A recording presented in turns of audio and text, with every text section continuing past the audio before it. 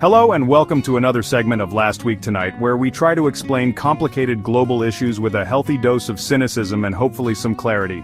Today's topic, the ongoing conflict between Russia and Ukraine. Now I know what you're thinking. Another Ukraine segment, haven't we suffered enough? And to that I say, buckle up, Buttercup, because this roller coaster is far from over. To understand this conflict, we need to rewind a bit, like way back. Ukraine and Russia, they go way back. Think centuries of shared history, culture, and enough baggage to make a therapist weep. But things haven't always been peachy. In 1991, Ukraine, after spending a good chunk of the 20th century as part of the Soviet Union, declared its independence. This didn't sit well with Russia, particularly with Vladimir Putin, who once called the collapse of the Soviet Union the greatest geopolitical catastrophe of the century. Subtle, he's not. Fast forward to 2014, and Russia, in a move that surprised absolutely no one familiar with their playbook, decided to annex Crimea, a Ukrainian peninsula with a largely Russian-speaking population. They also started supporting separatists in eastern Ukraine, kicking off a conflict that simmered for years. So there you have it, centuries of complex history condensed into a few short paragraphs. But trust me, this is just the tip of the borscht iceberg. Stay tuned because things are about to get really interesting. Or should I say, even more depressing. Now, on to 2022. This, my friends, is when the simmering pot of borscht finally boiled over.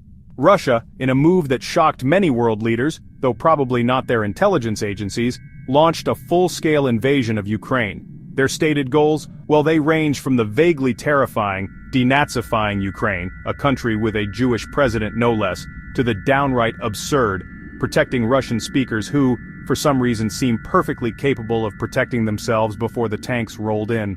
The world watched in horror as images of bombed-out buildings, fleeing civilians, and defiant Ukrainians taking up arms flooded our screens. It was a stark reminder that in the 21st century, war, in all its brutal absurdity, was still very much a reality. The invasion was met with widespread international condemnation and a barrage of sanctions against Russia. The West, led by the United States and the European Union, rallied behind Ukraine, providing military aid, humanitarian assistance, and the kind of moral support that, while heartwarming, doesn't do much to stop a tank. Fast forward to today, December 2024, and the situation, well, it's complicated.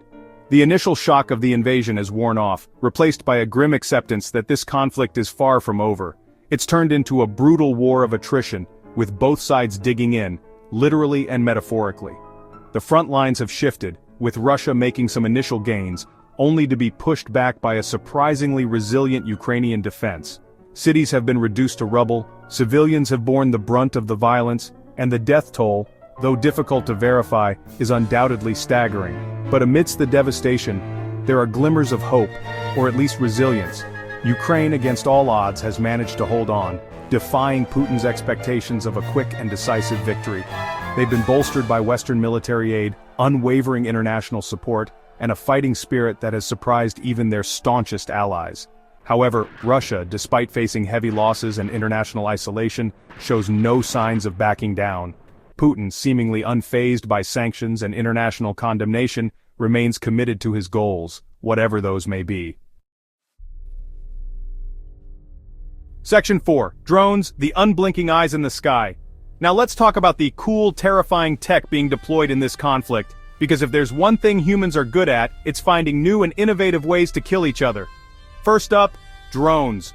Drones, those unmanned aerial vehicles that once seemed like something out of science fiction, have become a ubiquitous presence in the skies above Ukraine.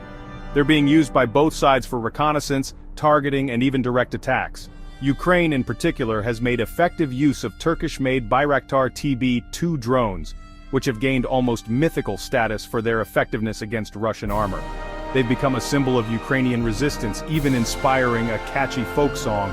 Yes, really, Russia, not to be outdone in the drone department, has been deploying its own fleet of unmanned aerial vehicles, including the Lancet loitering munition, which is essentially a flying bomb that can loiter in the air for hours, waiting for the perfect moment to strike. Section 5. Hypersonic hail, a new era of warfare. Speaking of terrifying tech, let's talk about hypersonic missiles. These bad boys can travel at speeds greater than Mach 5, which is 5 times the speed of sound, making them incredibly difficult to detect and intercept. Basically, they're like really fast bullets that are impossible to dodge. Russia claims to have used its hypersonic Kinzhal missile in Ukraine, which if true, would mark the first use of such weapons in combat. The West is understandably concerned about this development, as it could herald a new era of warfare, one where traditional defense systems are rendered obsolete. Now there's a healthy dose of skepticism surrounding Russia's claims. Some experts believe that they're exaggerating their hypersonic capabilities, while others argue that even if they do have these weapons, they're unlikely to be a game changer.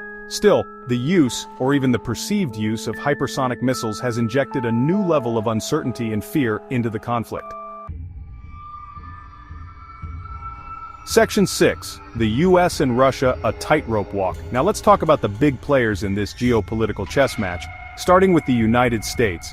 The US has been walking a tightrope, providing billions of dollars in military and humanitarian aid to Ukraine, while trying to avoid direct military intervention that could escalate the conflict into a wider war with Russia.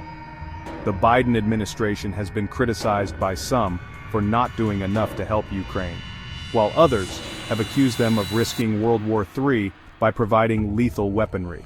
It's a delicate balancing act with no easy answers. On the other side of the board, we have Russia, led by the enigmatic and increasingly isolated Vladimir Putin. Putin has framed the invasion of Ukraine as a defensive measure, a necessary response to NATO expansion and Western aggression. This narrative, while popular at home, has been met with skepticism and outright ridicule by the international community. Putin's actions have isolated Russia on the world stage, but they've also rallied support among some authoritarian leaders and those sympathetic to his anti-Western rhetoric.